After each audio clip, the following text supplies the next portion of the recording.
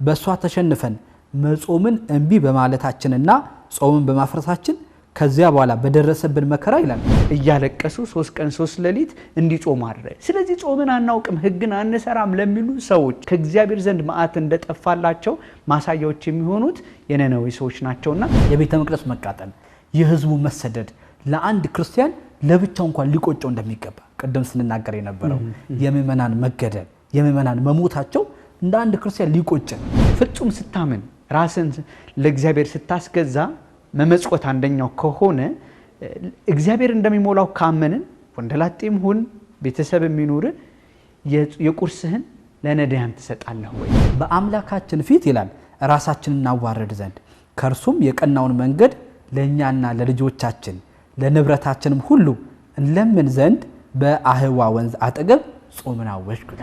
ምንም ማምለጭ የለንም። በነፍሳችን መቀደሻ የክብር ጌታ ዝቅ ብሎ ከጾመ እኛ መጾም አንጾምም ብለን የምናነሳባቸው ምንም አይነት ምክንያቶች የሉምና በጾም ከፈጣሪያቸው ጋር ከተገናኙ ለህዝባቸው ሰላምን ካመጡ ይላል። በአዋጅ የምትናገራቸው አጽዋማቶች ሁሉ የዚህ ወር ጾም የዛኛው ወር ጾም የስድስተኛው ወር ጾም እያለ የምንጾማት ጾም የሐሳቧ ከዘመነ ብሉይ የተለየ ይሄ ህዋሳቶቻችንን ለቅድስና የምናስገዛበት እግዚአብሔርና መንግስተ ሰማያትን የምንራብበት ጾም እንደሆነ ተቀምጧል በዘመነ ሐዲስ።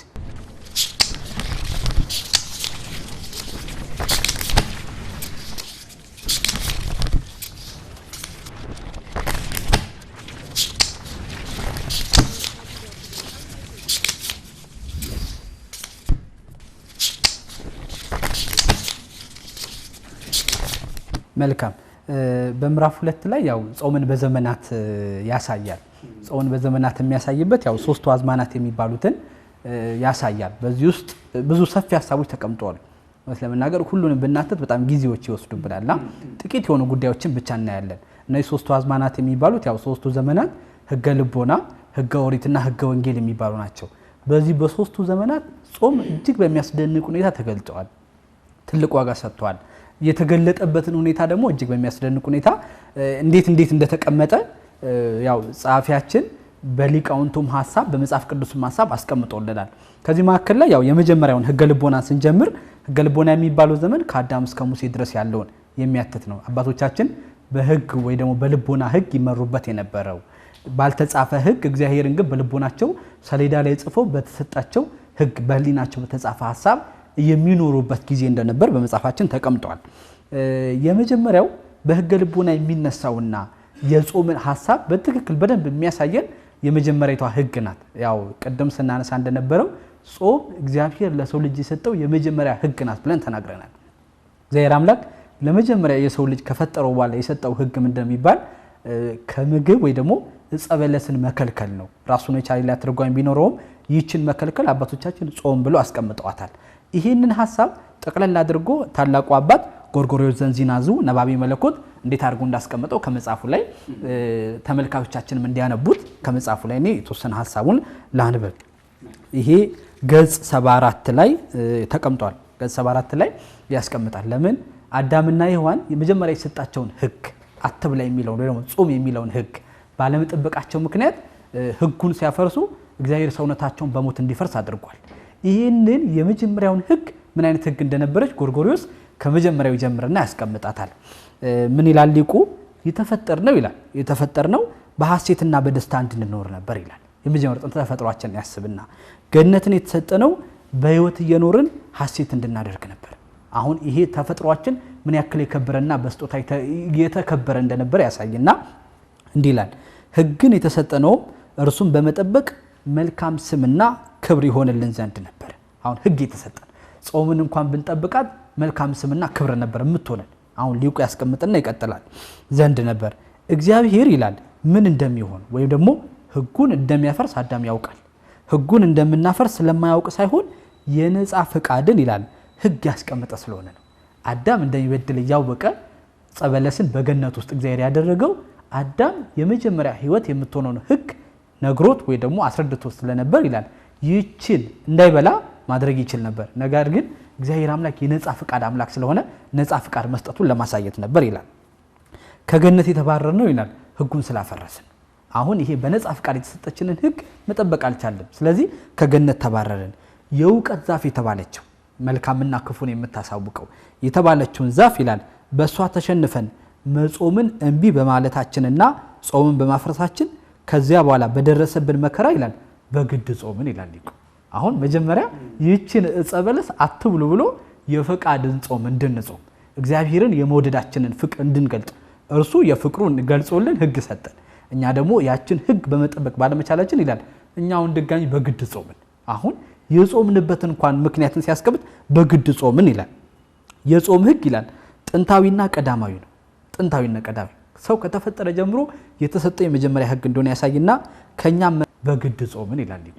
አሁን መጀመሪያ ይህችን ዕፀ በለስ አትብሉ ብሎ የፈቃድን ጾም እንድንጾም እግዚአብሔርን የመውደዳችንን ፍቅር እንድንገልጥ እርሱ የፍቅሩን ገልጾልን ህግ ሰጠን።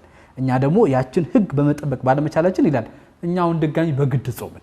አሁን የጾምንበትን እንኳን ምክንያትን ሲያስቀምጥ በግድ ጾምን ይላል። የጾም ህግ ይላል ጥንታዊና ቀዳማዊ ነው። ጥንታዊና ቀዳማዊ ሰው ከተፈጠረ ጀምሮ የተሰጠው የመጀመሪያ ህግ እንደሆነ ያሳይና ከኛም መፈጠር ጋርም አብሮ ነበር። አሁን አዲስ ህግ ወይ ደግሞ አዲስ የመጣ ነገር አይደለም። እግዚአብሔር ለሰው የሚጠቅመውን ነገር አብሮ ሲፈጥረው አብሮ ልክ ሰርቶታል። ልክ እንዳለው በዚህ ልክ አብሮ የነበረ ህግ ነው ይላል። የጾም ህግ አስቀድሞ የተሰጠን ለነፍሳችን ትምህርት እንዲሆን አንዱ ላይ ያስቀምጣል። ሁለተኛው ለድሎትና እርሱ ለሚያመጣው ዕዳ። አሁን በድሎት ምክንያት ሰው የሚመጣበትን ዕዳ አርቆ ማጠሪያና መጠበቂያ እንዲሆነን ነበር። ሰው ከእንዲህ አይነት ኃጢአት እንዲጠበቅ የጾም ህግ እንደሰጠው ያሳይና እንዲህ ይላል ስለዚህ ዛሬ ከጥንቱ ከመጀመሪያው የጾምን ህግ ባለመጠበቃችን ምክንያት ያጣነውን ነገር መልሰን ለማግኘት አለ ጾምን እንድንጾምና ለጾም እንድንገዛ አደረገን ይላል። አሁን የሰው ልጅ ይላል መጀመሪያ የተሰጠችውን ህግ ባለመጠበቁ ምክንያት አሁን ያችኛዋን ልጅነት ለማግኘት ከተሰጠችው ከመጀመሪያው ከምትጠቅመው ህግ በረከትና ሱታፊ እንዲያገኝ አሁን የሚጾም ሆነ ይላል። ቀድሞ የተፈጠረውን ተፈጥሮ ያስብና በህግ ልቦና አባታችን አዳም ያፈረሳት ህግ ያልጠበቃት ህግና ያጣትን ልጅነት ያጣትን ክብር ከጾም ዳግመኛ እንድናገኝ ዛሬኛ እንጾማለን። ስለዚህ በህገ ኦሪት ያለውን እስከ ዘመነ ሐዲስ ድረስ የተሰጠበትን ታላቁ አባት ጎርጎርዮስ በዚህ ልክ አስቀምጦታል ማለት ነው። ሁለተኛው በዚህ ያው በዘመነ ልቦና ብዙ አባቶቻችን አሉ። ከአዳም ጀምሮ የተቀመጡ ብዙ አባቶቻችን እነዚህም የሚጠቀሱት እጅግ በጣም ሰፊ ቢሆኑ የአባታችን አዳምን ልክ እንዳነሳ ነው ሌሎቹን ለማንሳት ያክል እንዲያነቡት እየጋበዘን ወደ ህገ ኦሪቱ እንለፍ። በህገ ኦሪት ደግሞ ይላል የተቀመጠው የመጀመሪያው ህገ ኦሪትን የተቀበለልን ከእግዚአብሔር የተቀበለው ሊቀ ነቢያት ሙሴ ነው። ሊቀ ነቢያት ሙሴ ያው እንደ ጾመ በመጽሐፋችን ተቀምጧል። ለምን የህገ ልቦና ዘመን ራሱ ማብቂያ ሙሴ ስለሆነ ሙሴ የህገ ኦሪት ነው ወይ ደግሞ 10ቱን ዛት ከእግዚአብሔር ሲቀበል ይላል 40 ቀንና 40 ሌሊት ምግብን ሳይበላ ወይ ደግሞ ከእርሱ ጋር ከነበረው ከኢያሱ ጋር በደብረ ሲና ተራራ ከእግዚአብሔር ጋር ሲነጋገር ምግብን ሳይበላ በጾምና በጸሎት እንደቆየ እግዚአብሔርም ይህንን ህግ እንደሰጠው በዚህ መጽሐፍ ላይ ያስቀምጦልናል። ይህንን ሐሳብ ሲያስቀምጥ እጅግ በጣም ሰፊ ሐሳቦች ተቀምጠዋል። ሙሴ ከእግዚአብሔር ጋር ሲነጋገር ሳይበላ ሳይጠጣ በዚህ ምክንያት ደግሞ ኦሪትን እንዲቀበል ምክንያት እንደሆነው ጾም በህገ ኦሪት ህግን እስከ መስጠት ድረስ እስከምታሰጥ ድረስ ይደረሰች እግዚአብሔር አምላክ ለሙሴ ደግሞ ይላል 540 ጊዜ እስኪነጋገር ድረስ ያደረሰው ደገኛ እንደ ህግ እንደሆነች በህገ ኦሪት ወይ ደግሞ በዘመነ ኦሪት የተገለጠ ነው። ከዛ በተጨማሪ እነ ካህኑን እዝራና ነህምያን ያነሳል በዘመነ ኦሪት የነበሩ። ይሄም አሁን ላለንበት ጊዜ እንዴት መጾም እንዳለብን ያሳያል። ካህኑ እዝራ በህገ ኦሪት ከነበሩ በጾም ከሚታወቁና መጻፋቸው ስለ ጾም በሰፊው ከተነገሩ መጽሐፎች መካከል ላይ የሚጠቀስ ነው። እንደውም የመጀመሪያው ወር ጾም በገባ ጊዜ የካቲት እያለ ሰባቱም ያጿማት አሁን የኛ የምንጾማቸው ወይም ቤተክርስቲያን በአዋጅ የምትናገራቸው አጿማቶች ሁሉ የዚህ ወር ጾም የዛኛው ወር ጾም የስድስተኛው ወር ጾም እያለ በርግጥ እኛ ጋር አባቶቻችን እግዚአብሔር በገለጠላቸው ወደ መጨረሻ ስንመጣ የመባጃ ሐመር ተብሎ የቀደመው የድሜጥሮስን ሐሳብ ተከትሎ የእያንዳንዱ ያጿማት የበዓላት እንትን ሲወጣ እንዳለው ሁሉ የቀደመው ስርዓት እስራኤላውያን ሲጾሙበት የነበረው መጽሐፍ ቅዱሳዊ ሐሳብ ከሚገኙባቸው ክፍሎች መካከል በስፋት የተገለጠው አሁን በጠቀስከው ቅዱስ ላይ ያለው የተብራራው መጽሐፍ ነው ማለት ነው። በሰፊው ስለ ጾም ተናግሯል። ራሱም ጾምን እንዳወጀ የሚነገርለት አባት ነው። እንዴት አድርጎ እግዚአብሔር ይቅርታ እንዲሰጠን አሁን ባለንበት ሁኔታ እውነት ለመናገር ልናነባቸው የሚገቡ አብነት ልናደርጋቸው ራሱ አሁን ምንን አብነት አድርገን መጾም እንዳለብን ራሱ አንዳንዴ ስናስብ እዝራን ራሱ አብነት ማድረግ እንዳለብን በሚያሳይ ሁኔታ ገጽ 77 ላይ እንዲህ ይላል ካህኑ እዝራ ይላል በሕገ ኦሪት ከነበሩና በጾም ከፈጣሪያቸው ጋር ከተገናኙ ለህዝባቸው ሰላምን ካመጡ ይላል። ለህዝባቸው ሰላምን ካመጡና በጾም ከተጠቀሙ ሰዎች መካከል አንደኛው ነው ይላል። አሁን የሚደንቀው እርሱ ብቻ አይደለም፣ ለህዝብ እንኳን ሰላም ያመጣ ህዝቡ ከእግዚአብሔር ጋር እንዲታረቅ ያደረገ ታላቅ አባት እንደነበረ ያሳያል። ካህኑ ዕዝራ ይላል እስራኤል በኃጢአታቸው ምክንያት ተማርከው ወደ ባቢሎን በወረዱበት ዘመን ከኃጢአታቸው ይነጹና ከምርኮ የሚመለሱ ዘንድ ጾምን አውጇል ይላል። ጾምን አውጇል። አሁን እግዚአብሔር በምን አይነት ሁኔታ ሊታረቃቸው እንደሚችል ካህኑ ዕዝራ የቅዱሳት መጻሕፍትን ምስጢር ቀድሞ የሚያውቅ የተረዳ ነበር። እግዚአብሔር የገለጠለት ሰው እንደነበረ ያሳይ ዘንድ ምን ይላል? በመጽሐፈ ዕዝራ ምዕራፍ 8 ቁጥር 21 ላይ ሲገልጥ ራሱ ቃል በቃል ዕዝራ ምን ይላል? በአምላካችን ፊት ይላል ራሳችንን እናዋርድ ዘንድ ከእርሱም የቀናውን መንገድ ለእኛና ለልጆቻችን ለንብረታችንም ሁሉ እንለምን ዘንድ በአህዋ ወንዝ አጠገብ ጾምን አወጅኩ ይላል። አሁን ዕዝራ የሚያስደንቅ ሁኔታ ይናገራል። አሁን እውነት ለመናገር ባለንበት ሁኔታና ህዝብ ሰላም ባጣበት ሀገር ባልተረጋጋበት ሁኔታ እንዲህ አይነት የጾም አዋጆች ታውጆ ክርስቲያን ሊጾም እንደሚገባ ከታላቁ ዕዝራ እናያለን። ዕዝራ ለምን የጾመበትን ምክንያትና ጾሙን ያወጀበትን ምክንያት ስንመለከት እንዲህ ይላል፣ የቀናውን መንገድ ለእኛና ለልጆቻችን። ሰው አሁን መልካምና ክፉን መለየት ባቃተበት ሰላም ባጣበት ጊዜ ምን ላስብ እንደሚገባ የሚያሳይ ስለሆነ ለንብረታችንም ሁሉ ሳይቀር ሀገር ሰላም እንድትሆን ሰው በሰላም እንዲጠበቅ ጾምን ማወጅ እንደሚገባ ያሳይ ዘንድ ይላል በወንዞቹ አጠገብ ተቀምጦ ጾምን አውጆ እስራኤል ጾመው ከተማረኩበት ከባቢሎን ምርኮ ወጥተው ሀገራቸው ሰላም ሆና በዚህ በሰላም እንደቀጠለች በዚሁ መጽሐፍ ላይ ተቀምጧል። ይሄንን ሐሳቦች በዚሁ ልክ ያው ተመልካቾቻችንም እንዲያነቡ ይሄንን ሐሳብ በዚህ ልክ ማስቀመጥ እንችላለን። ይሄ በሕገ ኦሪት የነበረውን ሐሳብ ለማስቀመጥ የተቀመጠ ነው። ይሄም አብሮ ነህምያም የዕዝራ ስሙ ያው ሌላው ነህምያም ተብሎ ይጠራል። ነህምያም ያው የእስራኤልን መማረክ የቅጥሮቿን መፍረስ በሰማ ጊዜ ይላል አይደል? ይሄን በሰማው ጊዜ ቁጭ ብዬ አዘንኩ፣ አለቀስኩ፣ ምግብና መጠጥንም አልተመገብኩ ነበር ያለ በመጽሐፈ ነህምያ ምዕራፍ 2 ላይ ተቀምጧል። እኛም ታላቁን አባት ነህምያን ምሳሌ አድርገን እናናገራለን አይደል? የቤተ መቅደስና አሁን ይሄ የሀገርን መፍረስ፣ የቤተ መቅደስ መቃጠል፣ የህዝቡ መሰደድ ለአንድ ክርስቲያን ለብቻው እንኳን ሊቆጨው እንደሚገባ ቅድም ስንናገር የነበረው የምእመናን መገደል፣ የምእመናን መሞታቸው እንደ አንድ ክርስቲያን ሊቆጨን እውነት ለመናገር ልናዝነትና ልናለቅስ የሚገባበት ጊዜ መሆኑን የሚያሳይ ነህምያ እስራኤል ፈረሰች ሲሉ እርሱ ያለበት ሀገር እንደው ለንጉሱ ይላል አይደል? ለንጉሱ ጠጅ አሳላፊ ሆኖ ተመቻችቶለት የሚኖር ነበር። ነገር ግን እኔ ስለተመቸኝ እኔ መልካም ሁኔታ ላይ ስላለው የሌሎች ቦታ ላይ ያሉ ሰዎች መሞት አይገደኝም አላለም። የነርሱን መሞት የሀገራቸውን መቃጠል በሰማ ጊዜ ነህምያ ቀንና ሌት ቁጭ ብዬ አለቅስ ነበር፣ አዝን ነበር፣ በእግዚአብሔር ፊት አለቅስ ነበር። እግዚአብሔርም የነህምያን ጸሎት ሰምቶ የዛ በምርኮ ባለበት ቦታ ላይ ሞገስን ሰጥቶ ምን ላደርግልህ እስኪለው ድረስ እስራኤልን ልሰራ ወዳለሁ ብሎ እስራኤልን ሊሰራ እንደመጣ በነህምያ ታሪክ ላይ ተጽፏል። ስለዚህ ጾም በሕገ ኦሪት እንኳን ሀገርን እንዴት ተጠብቅ እንደነበረ በሚያሳይ ሁኔታ የተቀመጠ ሐሳብ ነው ያለው ማለት ነው። በሕገ ወንጌል ስንመጣ ሕገ ወንጌል ያው ራሱ ባለቤቱ መድኃኒታችን ኢየሱስ ክርስቶስ ሥራዬ ሕግ የሆነው ጾምን ራሱን እንደሰራት ራሱ ለኛ መማሪያና ሕይወት እንድትሆን እንዳዘጋጃት ተጽፏል። ይሄ በዚሁም ደግሞ ስንመለከት ያው በሕገ ወንጌል የተሰጠችው ደገኛ ሕግ ቀድሞ ለአዳም ትእዛዙን ይሰጣል፣ ኋላም ደግሞ ይላል ራሱ በተግባር የገለጣት እንደሆነ አሳይቷል። ቀድሜ ለአዳም ትእዛዙን የሰጠሁት እኔ ነበርኩኝ። አዳም ይህችን የጾም ሕግ ባይጠብቃት እኔ በ40 ቀን ጾም ይህችን ሕግ ወይ ደግሞ የሰጠዋትን ሕግ ፈጽሜ ለናንተ አርአያ ሆኜ ሰጠዋችሁ ብሎ በሚያስደንቅ ሁኔታ ራሱ ፈጽሞ አሳይቷል። ለዛ ነው ሊቁ ቅዱስ ያሬድ ጾመ እግዚእነ አርአያው ይላል አይደል? ልክ ይህንን ክርስቶስ ያደረገው ክርስቶስ የጾመው ለኛ አርአያውነቱን ሊሰጠን አሁን የኛን አርአያ ለምን የክርስቶስ በመጽሐፍ ቅዱስ ላይ ያደረጋቸው እያንዳንዱ ነገሮች ይላል አይደል? እርሱን ከመጥቀም በታች ናቸው። በነገራችን ላይ በጣም ዲያብሎስ የሰው ልጆችን ከሚያሰናክልባቸው መንገዶች አንደኛው መምቻ ሐሳቡ ሰውን ከጾም መነጠል መሆኑን ይሄ የምንማርበት ነው። በሶስቱ ዘመናት ብሎ መጽሐፉ ሲያብራራ የሕጋት ሁሉ ሰራይ የሆነው ጌታችን መድኃኒታችን ኢየሱስ ክርስቶስ ለምሳሌ የዋኖስና የበግ ደም በራሱ ተካው። ጾምን እንደሚያስፈልግ የምግባራት ሁሉ እናት ናት ይለዋል ቅዱስ ያሬድ በቀደመው ክፍል እንደተመለከት ነው ማለት ነውና ስለዚህ ጌታችን መድኃኒታችን ኢየሱስ ክርስቶስ ላያጥፍ ከዘረጋ ላያጥፍ ለ40 ቀንና ለ40 ሌሊት አስቀድሞ ነቢያቱ ሙሴ እንደጾመ ጾሞን ቀድሶ ሰጠን። አሁን ይሄ ሰዎች የሰሩት ወይም ሌላ ሀገር ለማትረፍ አይደለም። ጌታችን መድኃኒታችን ኢየሱስ ክርስቶስ ንጹህ ባህሪ ሲኖር በደል ኖሮበት ኃጢአት ኖሮበት አይደለም። በተዋህዶ ቅድምናን ያገኘ ስጋ አምላክነትን ተዋህዶ እያለ በደል የሌለበትን ያልበደለውን ስጋ ከመቤታችን ቢነሳም ማሳየት አለበትና ያንን አደረገ። አሁን ሰዎች ጌታ ጾሞልሃል አያስፈልግም በሚሉ ደካማነትን ለምንሻ ለኛ ምክንያት መሆን እንደሌለበት ጌታችን አሳይቶናል። ምንም ማምለጭ የለንም። በነፍሳችን መቀደሻ የክብር ጌታ ዝቅ ብሎ ከጾመ እኛ መጾም አንጾምም ብለን የምናነሳባቸው ምንም አይነት ምክንያቶች የሉምና ምናልባት ይሄን ሐሳብ እነሱም ያንብቡት ያትርፉት። በጣም ያልነካናቸው ብዙ አሉ።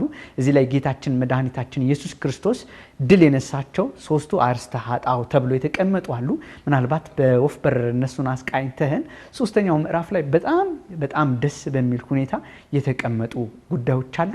እነሱ ላይ ብንመለከት እናንተም ተመልካቾቻችን የሐሳብ ወደ እናንተ ሲቀርብ ጾምን ስንጾመው በማወቅ ጭምር መጽሐፍ ቅዱስን ገልጠን ስናነብ አባቶቻችን ያስተማሩን እያንዳንዱ ሥርዓት በቤተ ክርስቲያናችን የሚፈጸመው መጽሐፍ ቅዱሳዊ ክርስቶስ የሰራው ኋላም ሐዋርያት ያስቀጠሉት ከሐዋርያት በኋላ የተነሱት አባቶቻችን በደም ጭምር ዋጋ ከፍለው ለኛ ያደረሱት መንፈስ ቅዱስ ይቀርበን ዘንድ ዲያብሎስ እናረቅ ዘንድ በስጋ በነፍስ መቀደስ ይመጣ ዘንድ በእውቀት የተገለጠው ጾም ምን ትመስላለች? ኦርቶዶክሳዊ የጾም ሥርዓት አባቶቻችን እንዴት ሰሩልን የሚለው ጥንቅቅ ተብሎ ከተጻፉት መጻሕፍቶች መካከል በእንተ ጾም የተሰኘው መጽሐፍ ወደ እናንተ በዝርዝር እየቀረበ ይገኛል። አሁንም ከኛ ጋር ሆኑ።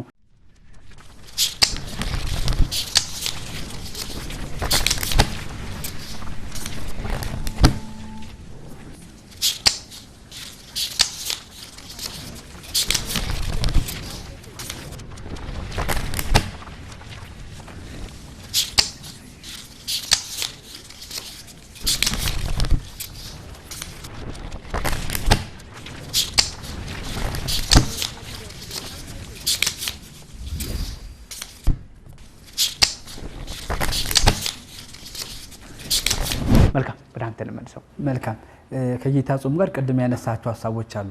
ዋናው ማሰባችን ሶስቱ አርእስተ ኃጣው ድል የተደረጉበት ነው የሚል ሐሳብ ያው ይነሳል። እነዚህ ስስት፣ ትዕቢትና ፍቅረ ነዋይ የሚባሉ ናቸው።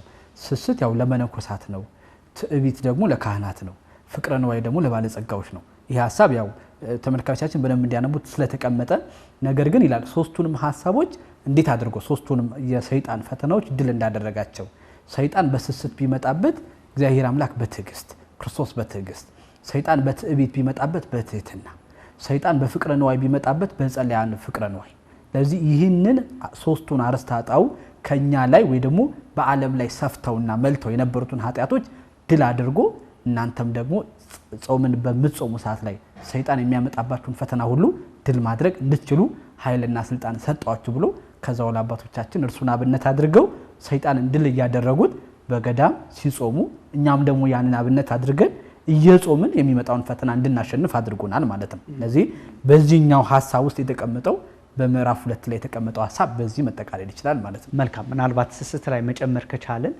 የኢሳይያስን ሐሳብ ያመጣና በውኑ እኔ ያዘዝኩት ወይም የምፈልገው ጾም ይሄ ነውን የበደልን እስራት ትፈቱ ዘንድ ይልና ያው ቁልፍ ነገሯ ንስሐ መሆኑን ከዚህ ቀደም ባሉት ጉዳዮች ዳሰነዋል። ስላወቅነውም ስላላወቅነውም በበረከት አጽዋም በመጀመሪያ ራስን ማስገዛት የሚጀመረው ማመን ስትችል ነው።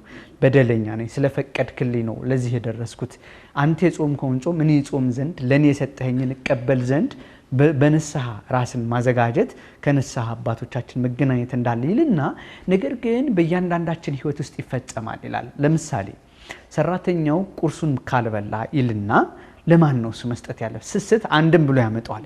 ቅድም የጠቀስካቸው ዋናው ቤዚክ የሆኑት አስተምህሮች በምናምን እንዴት ድል እንደሚነሱት በዋናነት በማን እንደሚመሰል ያብራራና እግረ መንገዱን የሚገልጣቸው ሐሳቦች አሉ። ለምሳሌ ፍጹም ስታምን ራስን ለእግዚአብሔር ስታስገዛ መመጽወት አንደኛው ከሆነ እግዚአብሔር እንደሚሞላው ካመንን ወንደላጤም ሁን ቤተሰብ የሚኖር የቁርስህን ለነዳያን ተሰጣለህ ወይ በዚህ እንዳትፈተን ተጠንቀቅ የሚል መልእክትን ያስተላልፋል። ሁለተኛ ሰራተኞቻቸውን ስለሚበድሉ ሰዎች የሚያነሳው ሐሳብ እግረ መንገዱ መነሳት ስላለበት ከዚህ ጋር ስለሚገናኝ ብዬ ነውና ኢሳይያስ የተናገረው በቃ ቀልብጭ አድርጎ ቁልፍ ዘግተው ቅዳሴ የሚሄዱ አሉ። ምግብ በስሎ ምግብ ለነሱ አብስለው ክርስቲያንን ብለው ይሄዳሉ።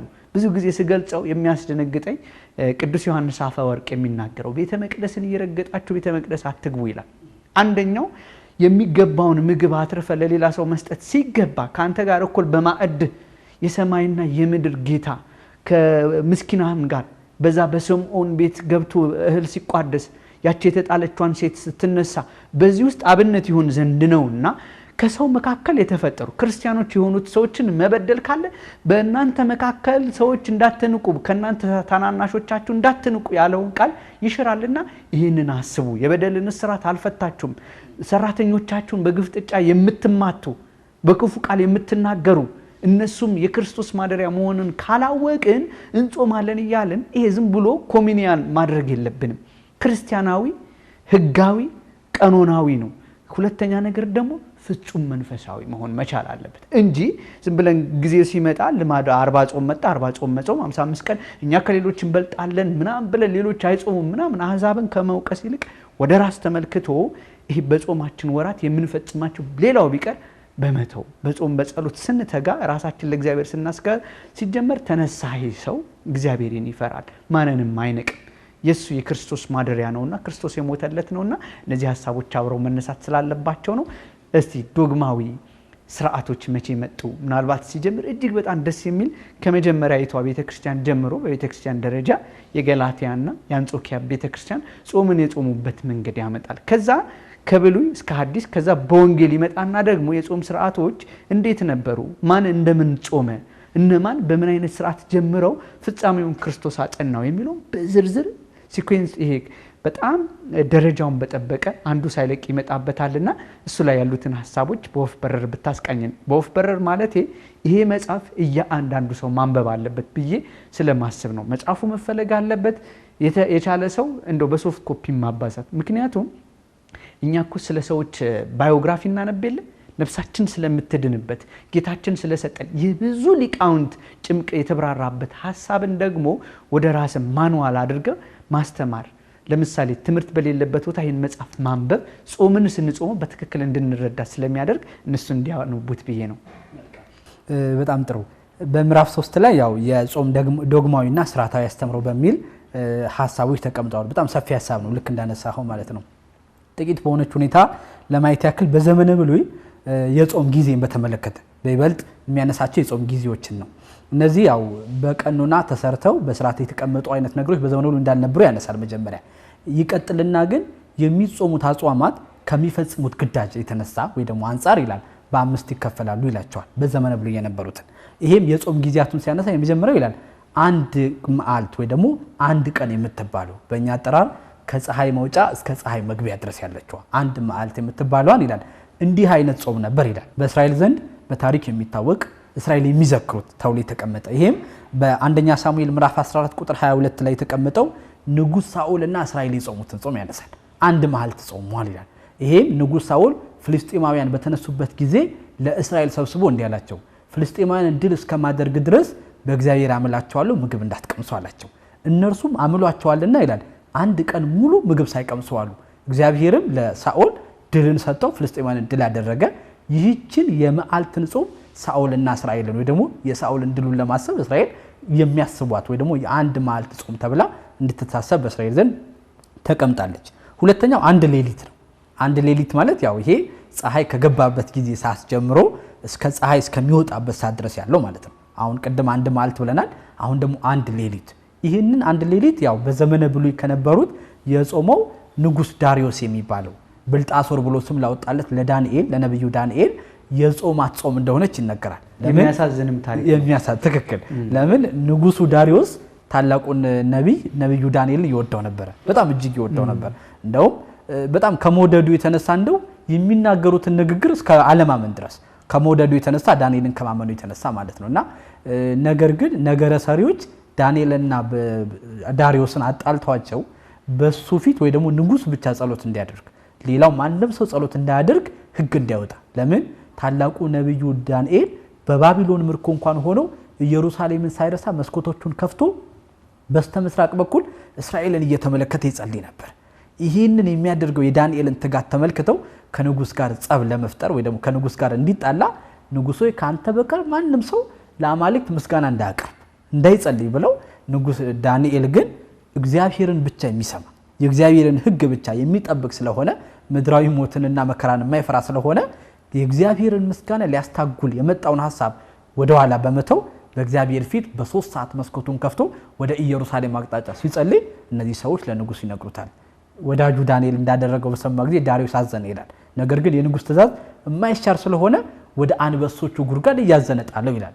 በሚያስደንቅ ሁኔታ ዳሪዮስ ግን ይላል ይህንን አድርጎ ልቦናው ከመጨነቅ ግን አላረፈም። እንደውም ይላል ዳሪዮስ እጅግ ለሚያስደንቀው ለቤተ ክርስቲያን ስርዓት ትጋሃ ሌሊት ላላቸው ሰዎች ምሳሌ ሆኖ እስኪቀመጥ ድረስ ቤተክርስቲያናችን በምሳሌ ከምታስቀምጣቸው በትጋሃ ሌሊት መጾምን መጸለይን ምክንያት ከምታደርጋቸው የመጽሐፍ ቅዱስ ማስረጃዎች መካከል ላይ ዳሪዮስ ምሳሌ እስኪሆን ድረስ ለምን ምን ይላል የምታመልከው አምላክ ከሞት ይሰውር ብሎ ይላል ለነብዩ ዳንኤል ጸለየለት ይላል። አሁን ጸሎት ምግብ ይላል ዳሪዮስ ዳንኤልን በአንበሳ ጉድጓድ ከጣለው በኋላ ገብቶ ራት አልበላም ይላል። ሌሊቱን ሙሉ በመጾም አሳለፈው ይላል። ነግቶ ዳንኤልን በአይነ ስጋ እስኪያዩ ድረስ ተጨንቆ ነበር። እንደውም ይላል ይሄ ብቻ አይደለም ጸሎትም ይጸልይለት ነበር ይላል። ይሄ የሚያስደንቅ ወዳጅነት ተብሎ የተቀመጠ ነው። ይሄ በትንቢተ ዳንኤል ምዕራፍ 6 ላይ የተቀመጠ ነው።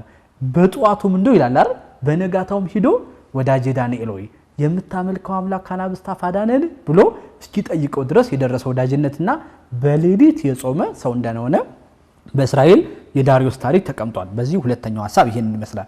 ሶስተኛው 3 መዓልት ነው። 3 መዓልትና 3 ሌሊት የሚባለው ይህንን ጾም ያው ሁለት የሚነሱ ምሳሌዎች ደግሞ ይህንን የጾሙ ሁለት አካላት ይነሳሉ።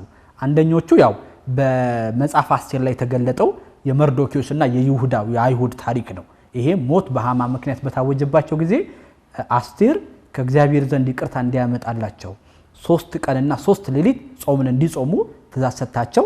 እነርሱም ደግሞ በመጽሐፍ አስቴር ምዕራፍ 4 ላይ እንደተገለጠው ጾምን ጾመው እግዚአብሔር ይቅር ብሏቸው ከሞት እንዳዳናቸው ተነግሯል። ሁለተኛው በመጽሐፍ ቅዱስ ላይ እጅግ በልዩነት የሚጠቀስ አንድ የጾም ክፍል አለ።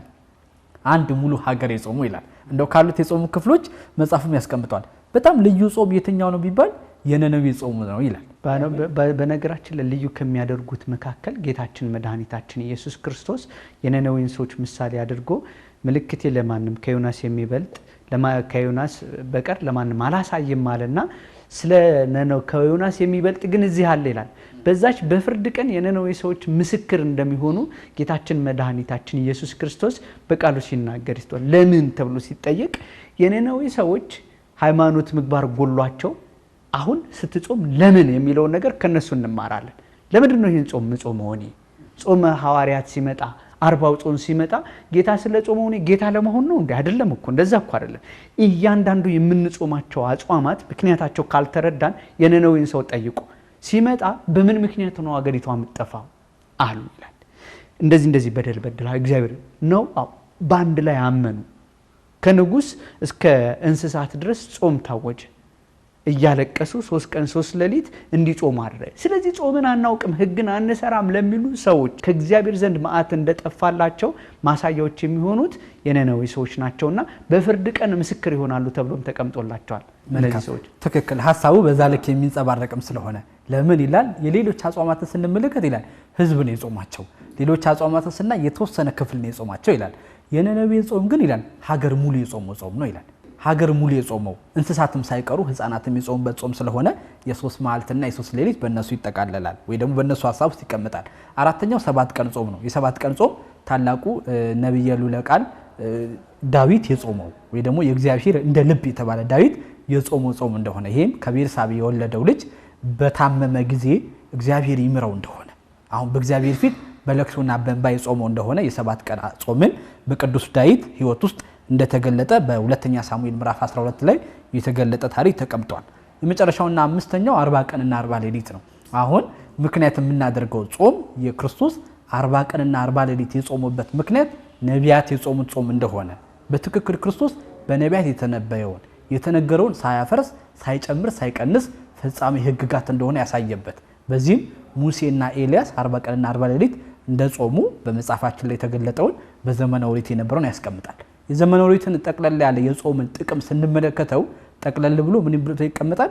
አንደኛው ከእግዚአብሔር ዘንድ ይላል ምህረት ለማግኘት አሁን ነቢያትም የእስራኤልም ህዝብ ሲጾሙበት የነበረው ምሕረት ለማግኘት እንደሆነ ያስቀምጣል። ሁለተኛው ደግሞ እንዲላል ከኃጢአት ለመንጻት እግዚአብሔር ከኃጢአታቸው ይቅር እንዲላቸው ቅድም ኦሪት ዘዳግም ምዕራፍ 9ን እንደምንመለከት በትንቢተ ዮናስ ምዕራፍ 3 ላይ ቅድም የነነዌ እንዳነሳ ነው እነዚህ ምክንያቶች ያሳያሉ። ሶስተኛው የሚወዱት ሰው ሲታመም ወይ ደግሞ ሲጨነቅባቸው በሞት ሲያጡት ይላል ፍቅራቸውን ለመግለጽ ይጾሙ ነበር። አሁን የምንወደው ሰው በሞት እንዳናጣው ልክ ዳዊት ልጁን እግዚአብሔር የሚያተርፈው ከሆነ ብሎ እንደጸለየለት የፍቅር የተነሳ የሚጾም ጾም ወይ ደግሞ የሚለቀስ ለቅሶ ተብሎ ይነገርለታል። ይሄ ብቻም አይደለም ይላል ደግሞ ከፍቅር የተነሳ ራሱ ዳዊት ለሳኦልና ይላል ለሚወደው ለዮናታን ይላል አለቀሰላቸው ጾመላቸው ይላል ተብሎ እንደተቀመጠው ከፍቅር የተነሳ የሚጾም። የመጨረሻውና አራተኛው እንዲህ ይላል ሀገር ጥፋት በመጣባት ጊዜ ሀገር በተጨነቀች ጊዜ በብሉይ ኪዳን ኢዮሳፍጥ የሚባለው ንጉስ ይላል ሀገር ተወረረች ሀገር ልትወረር ነው ከተማው ሊፈርስ ነው ሲባል በሁለተኛ ዜና ምዕራፍ 20 ላይ ሀገሩ በሙሉ ህዝቡን ሰብስቦ እግዚአብሔር ይቅር ይለን እንደሆነ በእግዚአብሔር ፊት እንጾም እንጸልይ ብሎ አዋጅን አውጆ ሀገሪቱ ከጥፋት እንደዳነች ያስቀምጣል። ስለዚህ የዘመነ ብሉይን የጾምን ጥቅም በዚህ ልክ አጠቃሉ የሚያስቀምጥ ይሆናል ማለት ነው። በዘመነ አዲስ ደግሞ ለመመልከት ያክል የምንጾማት ጾም የሐሳቧ ከዘመነ ብሉይ የተለየ ይሄ ህዋሳቶቻችንን ለቅድስና የምናስገዛበት እግዚአብሔርና መንግስተ ሰማያትን የምንራብበት ጾም እንደሆነ ተቀምጧል። በዘመነ አዲስ ክርስቶስም ሲሰራት ሶስቱን ሐሳቦች ወይ ደግሞ ይህችን ጾም በትምህርት አንደኛው እያስተማራት ስትጾሙ እያለ በማቴዎስ ወንጌል ምዕራፍ 6 በተግባር በማቴዎስ ወንጌል ምዕራፍ 4 ራሱ በመጾም እንደገና በትእዛዝ ሐዋርያቱ የሚጾሙበት ጊዜ እንደሚመጣ በማሳየት በሶስቱ በትምህርትም በህግጋትም በትእዛዛትም የምትጾም እንደሆነች በዘመነ ሐዲስ አሳይቶ ሐዋርያቱ ከዛ በኋላ የተነሱ አባቶቻችን ሲጾሙ እንደመጡ በዚህ መጽሐፍ ታትቷል ማለት ነው። መልካም በደንብ አድርገህ ነው ያብራራኸውና ምናልባት ከዚህ ላይ መታወስ ካለበት ጥቂቶቹን ለማንሳት ያህል አሁን ከጥሉላት እንዴት መጾም ተጀመረ የሚለውም አብሮ ያነሳል በታሪክ ውስጥ። በዚህ ውስጥ ለምሳሌ ከእህልና አሁን ልክ 3 ቀን 1 ቀን ስትል የመጀመሪያው ከእህልና ውሃ መከልከል ብቻ ነበር። ቀጥሎ ደግሞ ይሄ ጥሉላት ምግብን ወይም ደግሞ የእንስሳት ተዋጽኦት መጾምን የሚመጣው ራሱ ማንን ነብየ ልዑል ቅዱስ ዳዊትን ያነሳል። ሰውነቴ ቅቤን በማጣት ስጋን በማጣት በማለት የጾሙን ይዘት ያነሳል። ዳንኤልን ያነሳና እንጀራን ባለመብላት ከእህል መከልከል መሆኑን ያነሳል። ከዛ በስርዓት ከየት ጀምሮ እንደመጣ በዝርዝር እንዴት መጾም እንዳለብን ያብራራዋል። ሌላውና ሰዎች ቢጠይቁ ታዲያ ጌታችን መድኃኒታችን አዳም ስለወደቀ ጾመ። ጾምን ነቢያት አዳም ያጣውን ጸጋ ለማግኘት ቢጾሙ ጌታ ጾሞ ባረከልን። ለምንድነው የምንጾመው ሲባል ከሐዋርያት አንበልጥም ከክርስቶስ አንበልጥም ያሳየን ራሱ ጌታችን መድኃኒታችን ኢየሱስ ክርስቶስ የሰው ልጅ ሊያስት የመጣውን ያመነውንስ እንኳን በልቦናው ሊያጠራጥር ያለውን ዲያብሎስ ድል መንሳት የሚቻለው በጾም በጸሎት በስግደት በበጎ ምግባር መሆኑን በማቴዎስ ወንጌል ፈጽሞ በጾምና በጸሎት ካልሆነ በስተቀር ይህ ሰይጣን ከናንተ አይወገድም ያለውን አብነት አድርገን አንደኛ መንፈስ ቅዱስ ለማቅረብ ስጋዊ ስንሆን በስጋችን መፈተኖች አይቀርምና ድል ምናነሳው እግዚአብሔር ሁሉን አሸንፎልናል። ክርስቶስ ድል አድርጎታል። የክርስቶስ ልጆች መሆናችንን የንጉሱ ልጆች መሆናችን አንዱ ምናሳየው አንዱ የሰራልን ስርዓት ስንከተል ሐዋርያት እንዴት እንደጾሙ የመጀመሪያ ስራቸው ምክንያት እንዳደረጉት ጾምን ያነሳልና በእንደዚህ አይነት ሂደቶች ከጥሉላት እንዴት መጾም እንዳለብን እንደውም ማሪሳቅ አንድ የሚጠቀልልበታል። አሁን ሰዎች ጾም እየጾምንልና ከአሳ ይበላል አይበላም የሚለው መጀመሪያ ስጋን አለማሸነፍ ነው አይደለ? ለጾም ያለን ግምት ሲዛባ ነው። እንደውም ማሪሳቅ ምን ይላል? አንድ አይነት ምግብ መብላት ነው ይላል እንጂ ይሄ አሳን አለ መብላት ብቻ ሳይሆን ሰውነትን ሊገነቡ የሚችሉ ከእንቁላል 7-8 እጥፍ በላይ ፕሮቲን ያላቸው ምግብ ለመመገብ ስጋችን የመገንባት ሳይሆን በቃ ነፍሳችን በስጋችን ላይ መሰልጠን እንዳለባት አንዱ ማሳያችን ስለሆነ ራስን በመግዛት ማድከም መሆኑን ያሳያልና ከዚህ አጋጣሚ መገንዘብ ስላለብን ነው። 4-5 ያሉት ሐሳቦች በተለምዶ ውስጥ የሚታወቁ ናቸው። ሰንበታት፣ ሳምንታት፣ ባብይ ጾም ዘወረደ ብለን ጀምረን ፍጻሜው ትንሳኤ ብለን ከዛ የተፈጸሙ ተአምራት በየሳምንቱም ስለሚያውቁት ለነሱ አዲስ እንዳይሆንብን ሰዓታችን ለመጠቅለል ያህል 6ኛው ምዕራፍ ላይ ያለውን ወደ ምዕራፍ 6 እንለፍና በምዕራፍ 6 ላይ ያሉትን ሐሳብ የመጨረሻ ማጠቃለያችን እናድርግ። 4ን 5ን እና 7ን ለተመልካቾቻችን እንዲያነቡት ብንጋብዛቸው መልካም ስለሆኑ የእውቀት ተኮርም ስለሆኑ ለተለት ምን ሰማቸው ስለሆኑ ማለት ነው። ምዕራፍ 6 ላይ ከጾም ጋር የሚስማሙ ብሎ ነው የሚያስቀምጠው መጽሐፍ። የሚስማሙ ነገሮች ምንድናቸው? ይሄ መጠቅለያ ሐሳባችን እንዲሆን ለምን አንድ ነገር ሲደረግ የሚስማማ የማይስማማ ነገር አለ። የሚስማሙ መንፈሳዊ ተጋድሎች ናቸው። የማይስማሙ ደግሞ ኃጢአትን የሚያመጡ ነገሮች ናቸው። ሁለቱ ሐሳቦች ስለሚቀመጡ ማለት ነው። የሚስማሙ የሚባሉት መንፈሳዊ ተጋድሎች ሶስቱን ሐሳብ ያነሳል። አንደኛው ጸሎት ነው፣ ሁለተኛው ምጽዋት ነው፣ ሶስተኛው ስግደት ነው። አሁን ጸሎትን ያነሳትና እንዲህ ይላል። ቅድም ልክ እንደተናገር ነው የሚጾም ሰው ጸሎት ትክክል ጾም የጸሎት እናት እንደሆነች ማሰብ ይገባዋል ይላል። አሁን የሚጾመው ጸሎትን ማድረግ እንዳለበትም እንዲያስብ ነው። በሚጾም ሰዓት ላይ ከእግዚአብሔር ጋር ፍጹም መነጋገር፣ አካሉ ለእግዚአብሔር ባስገዛ ጊዜ ህሊናውም ሐሳቡ ተናግሮቱም ሁሉ ከእግዚአብሔር ጋር እንዲሆን ማሰብ ይገባዋል። ለምን? ጸሎት ማለት ተናግሮተ ምስለ እግዚአብሔር ከእግዚአብሔር ጋር መነጋገር ስለሆነ ከእግዚአብሔር ጋር ሲነጋገር እንዴት ማድረግና እንዴት መሆን እንዳለበት ማሰብ ይገባል። ለምን? ከእግዚአብሔር ጋር የሚነጋገረው እግዚአብሔር ከእርሱ ጋር እንዲነጋገር ስለሚወድ ነው። ለምን? እርሱ አምላክ ሆኖ ሳለ እኛ ደግሞ ባሪያዎችና ኃጢአተኞች ሆነን ሳለን የኃጢአተኛውን ጸሎትና ልመና መስማት እግዚአብሔር ቸል ካላለ እኛ ኃጢአተኞች ሆነን ንጉሠ ነገሥት የሆነው እግዚአብሔርን ለማናገር ምን ያክል እንጓጓ ይሆን? አሁን ወደ እርሱ ለመቅረብ እርሱን ለማመስገን የምንበረታ እንድንኖር ጸሎት ከጾም ጋር የምትሄድ ሕግ ናት ይላል። ሁለተኛ ወረድ ብሎ ደግሞ ይላል ምጽዋት ናት። እጅግ በጣም ትልቅ ዋጋ ያላት እንደው ጸሐፊያችን በደንብ የሚያተኩረው ምጽዋት ላይ ነው። ቅድም ስታነሳም የነበረው ሐሳብ ስላለ ምጽዋትን መመጽወት ያለውን መስጠት እንደሆነ ያሳያል። ይህም ሲያሳይ አንድ ሰው ሲጾም ቁርሱን ይተዋል። የሚተዋትን ቁርስ ግን ይላል በፍቅርና በትህትና ይሄ ምግብ ማግኘት ለማይችሉ ሰዎች መስጠት ይገባል ይላል። ይህንን ሐሳብ ርቱዕ ሃይማኖት እንዲህ ብሎ ይደግፈዋል በጣም በሚያስደንቅ ሁኔታ። ታላቁ ሄርማ ይላል ለሊቀ መላኩ እርሱን ራእይን ለሚያሳየው ሰው ሄርማ እንዲህ ብሎ ይጠይቀዋል። ሄርማ ወይ ዋጋ የምታሰጥ ጾም ምን አይነት ናት ይለዋል። ርቱዕ ሃይማኖት ላይ ቃል በቃል የተጻፈ ነው። ዋጋ የምታሰጥ ጾም ይህች ጾም ይላል አንተ ንገረኝ እንጂ እኔ እንዴት አውቃታለሁ ይለዋል። እርሱ ምን ይለዋል ይላል ዋጋ የምታሰጥ ጾም ምን አይነት ናት ካልከኝ ይላል መጀመሪያ ይላል ስትጾም የተውከውን ምግብ በፍቅርና በትህትና አውጥተህ ምግብ ለማያገኘው ሰው ስጥ። እንዲያደርገህ የምትጾማት ከሆነ ይላል አንተ ትክክለኛውን ዋጋ ታገኛለህ። ይህንን ሐሳብ ታላቁ አባት ማር ይስሐቅ ሲደግፍ እንዲህ ይላል ምግብን ስትሰጥ እንኳን ይላል በትህትና ስጥ። እየተበሳጨ አይደለም፣ እየከፋ አይደለም። ቅድም ልክ እንዳልከው በስስትም አይደለም። ስትሰጥ እንዴት ብለህ ስጥ ይላል እሱ ሲናገር ይላል ይቺ የምሰጣት እግዚአብሔር በዝናብ ያበቀለው በፀሐይ ያበሰለው የእግዚአብሔር ገንዘብ ነው ብለህ በትህትና ስጥ። የኔ አይደለም፣ በዝናብ አብቅሎት በፀሐይ አብስሎት የሰጠኝ ነው እንጂ የኔ አይደለችም እያልክ ይላል በትህትናና በፍቅር ስጠው። መላእክት እንደሚገለጡላቸው ከሚያደርገው አሁን ካነሳው ሐሳብ ጋር እጅግ ተጣምሮ የሚሄደው መልአኩ ቅዱስ ሩፋኤል የረዳው አዛሪያ ተብሎ የተገለጠው ያ እስራኤላውያን ሲበተኑ የነበሩትን ጦቢያን ያነሳል። ጦቢያ ምጽዋትህና ጸሎትህ በእግዚአብሔር ዘንድ ተሰምቶልሃል ይሏል። ለልጁ ለጦቢት የሰጠውን ትእዛዝ አለ። ልጄ ሆይ አለ አይኑ በጠፋ ጊዜ እስራኤላውያን ልክ አሁን ኢትዮጵያ እንደሚያስፈልጋት አይነት ሰው ለሀገሩ ለወገኑ ከእግዚአብሔር ጋር የሚያገናኝ ሰዎች ሁሉ ሲበድሉ እሱ ሲጸልይና ምጽዋትና ጾም ጸሎት ሲያደርግ ልጄ ሆይ ይሏል። ትልቁ ምክር ጾም ጸሎት ምጽዋትን በተለይ ምጽዋትን አትዘንጋ። በሸመገልክ ጊዜ የሚመራ ወደ እግዚአብሔር የሚያደርስ እሱ ነውና ትሩፋትን አትተው።